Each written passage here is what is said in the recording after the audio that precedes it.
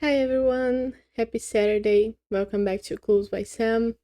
I'm gonna be brief today because I'm not doing that good headspace wise, and that's why also we're not gonna have a stream today. So just to warn you that I'm not gonna show up later, and maybe tomorrow we are gonna continue CD-ROM, the game, because they have released some updates for bugs and stuff.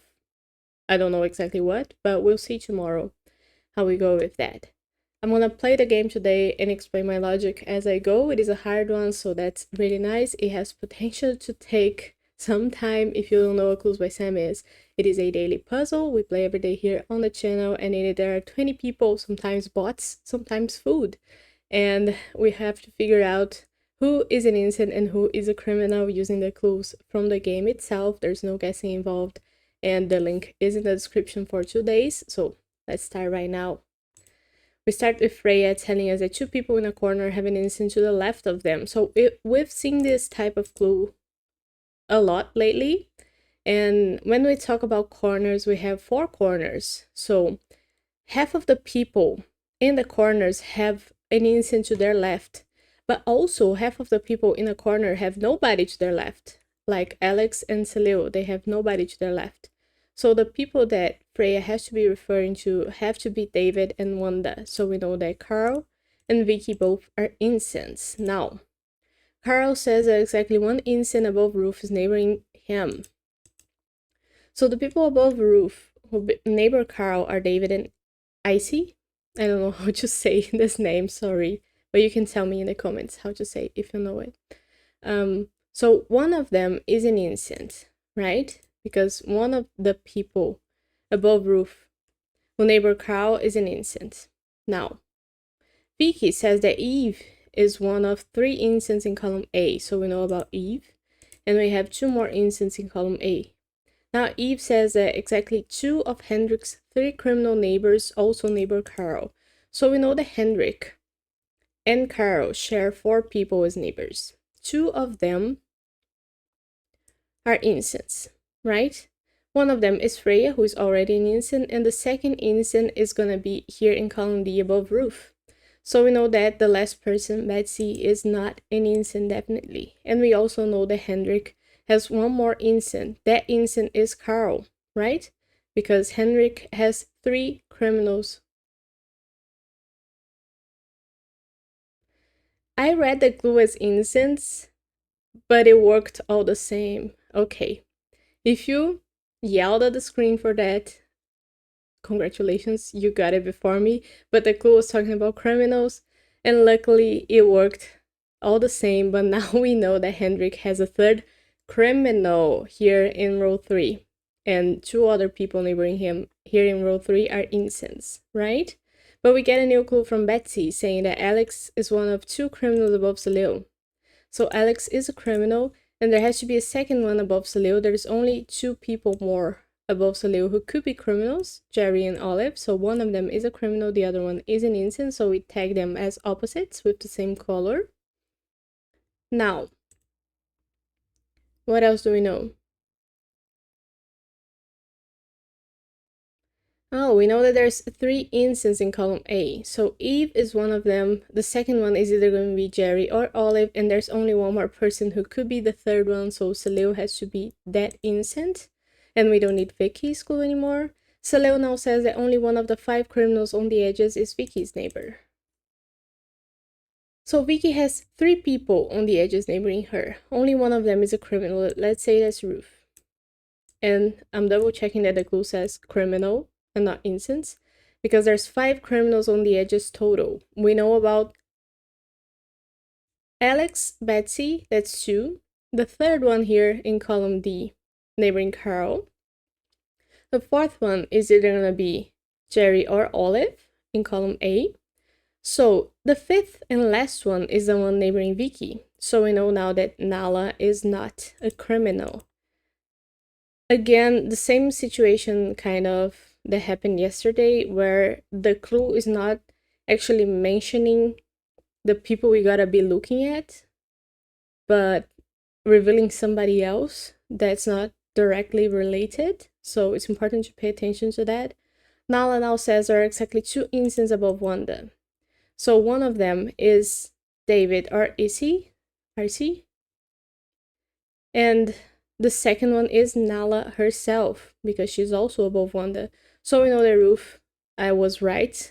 Coincidentally, Ruth is a criminal, and she's the last criminal on the edge, and also the only criminal on the edge to neighbor Vicky. So now we know that Wanda and Terry both are innocents. And Ruth gives us a new clue. Only one of the 2 criminals neighboring Kumar is in row 4. So where's Kumar? Here. Kumar has 3 people neighboring him in row 4. Only one of them is a criminal, and he has to have a second one. So we can't really act on that now because there's too many people neighboring Kumar. But we do know something. We do know that Hendrik has a criminal neighboring him here in row 3. So that has to be either Kumar or Luigi. So we know these 2 are opposites. Now, Wanda gives us a new clue too. 3 people on the edges have a criminal directly to the left of them. So people on the edges have a criminal to the left of them. Now, similar to what we had with the columns or with the corners, people in column A are not going to have anybody to their left. So even though all of them are on the edge, they don't have people to their left, so they don't account for this clue. Now, people who have criminals to the left of them and are on the edges do not include anybody in row 5, even though all of them are on the edges. All of them also have innocents to their left. In row 1, we have Carl, who has a criminal to his left, and Betsy, who has a criminal to her left. So 2 people here who have criminals to their lefts in row 1 and on the edge, right? We have one more person who's going to have a criminal to their left and are on the edge. And that person is going to be in column D. Who is that person going to be? It isn't going to be David. Because David, although he's on the edge, already has an innocent to his left. It could be Issy. It could be Nala. It could be Ruth. So these 3 people have to have a criminal to their left, which means there's only one criminal here in column C. Does that make sense? Now, if there's only one criminal here, and that criminal is gonna be neighboring Kumar, and we know that Kumar has 2 criminals only neighboring him, and the second one of them is in column C, right? The second one is gonna be in column A. We know that Penny is not a criminal. That was very interesting to get, but I hope I explained it in a way that you can get easily. Now, Penny says that Nala has exactly 3 innocent neighbors. So we know about 2 innocents neighboring her here in column C, since we just figured out that there's only one criminal here among these 3 people, and all 3 people neighbor Nala. So one of them is a criminal, the other 2 are going to be innocents. But she needs a 3rd innocent. That has to be Issy. And Issy being an innocent makes David a criminal. Now, David says that 2 people on the edges have a criminal directly below them. So, kind of the same logic as the people with criminals to their left. So we gotta look at whomever is in the edge and has a criminal below them. Well, either Eve or Jerry are gonna have a criminal below them. So that's one person. Nala has a criminal below her. That's Ruth. But how do we figure? Oh, we have our 2 people, Nala and either Eve or Jerry. So that's everybody who has a criminal below them. Who else is on the edge and could have a criminal below them? Carl, if Hendrik were to be a criminal. But now we know that Carl couldn't have a criminal below them because we already have 2 people for that clue. So Carl has to have an innocent below him. Hendrik is thus an innocent. Now we don't need David's clue anymore. And we know that Luigi and Kita are opposites because Kumar needs 2 criminals neighboring him. Now, Hendrik says, only one criminal in column A has an instant to the right of them. And that criminal is either going to be Jerry or Olive. So what happens if, and we're talking about criminals with innocence to their right, right? In column A. So we're talking about, I guess we're not talking about who is the criminal in column A.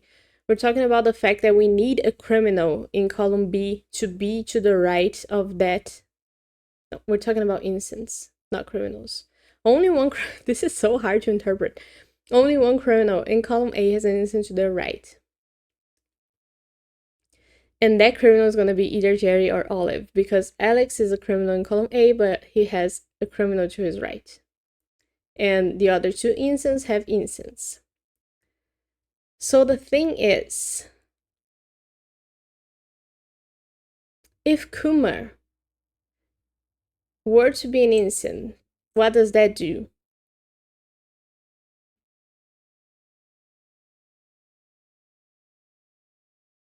Because how does that clue help me? Only one criminal in column A has an innocent to their right.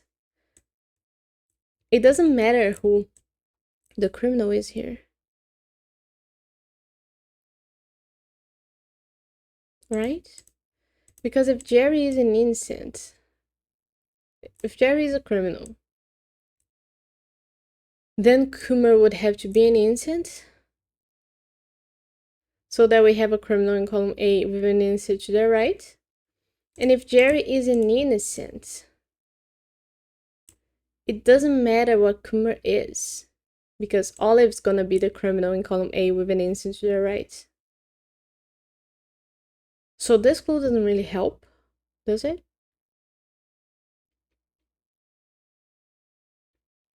But we know that Olive and Kita are opposites. Because Ruth saying that only one of the two criminals neighboring Kumar is in row 4, so there has to be a criminal here in row 4 neighboring Kumar. So if Olive is a criminal, that makes Kita an innocent, which makes Luigi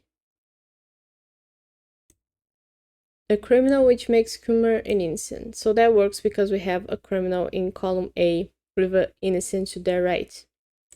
But if it were the opposite, and we have Jerry be a criminal, Olive would be an innocent, which would force Kita to be a criminal, and would force Luigi to be an innocent, which would force Kumar to be a criminal. And now we have nobody in column A who is a criminal with an innocent to their left. So Jerry couldn't be a criminal. Interesting. Nice. So sometimes you do have to revisit the clues. And I should have remembered to tag those two when we got the middle person to be an innocent. But it's okay. That's why the clues are there, so we can go back to them and read them again and remind ourselves of the things that we are not actually keeping track of. So that's an advantage of having the clues laid out for you. And I appreciate that the people give you the clues and not, right, like, imagine if the game were a game where you have one clue showing up at a time in a clipboard or something, and you gotta act on that clue.